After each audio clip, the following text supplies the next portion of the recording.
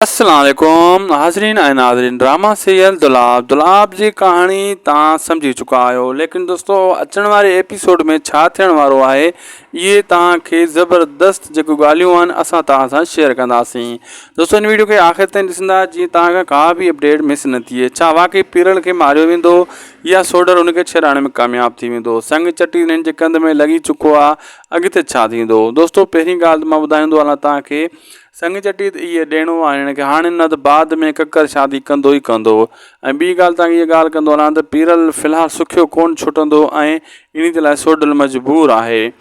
शाहनवाज़ ख़ान को न को चाल खेॾंदो ऐं इहो पीरल वारो जेको आहे इन खे मारण जी कोशिशि कंदो या को न को ट्रिक खेॾंदो। अगरि छॾे थो त पीरल खे जेरो त हू सोडल खे पीरल सभु कुझु ॿुधाईंदो त मूंखे इन्हनि अगवा कयो, इन्हनि कुटको ॾिनो मूंखे नाहक, त सोडल नफ़रत कंदो पोइ शाहनवाज़ ख़ान खां। हाणे शाहनवाज़ ख़ान इहो कॾहिं बि न चाहींदो त हिनखे मां ज़िंदा छॾियां ऐं मुंहिंजी जेको आहे दुश्मन वरी वधी वञनि ऐं मुंहिंजी असलियत जी ॻाल्हि ज़ाहिर थी वञे।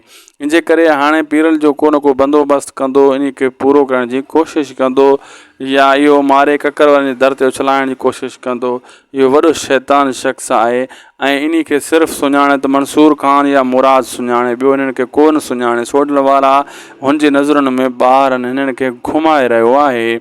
दोस्तों असांखे ॾींदा इजाज़त, मिलंदासीं अॻे वीडियो में। लाइक सब्सक्राइब शेयर कंदा।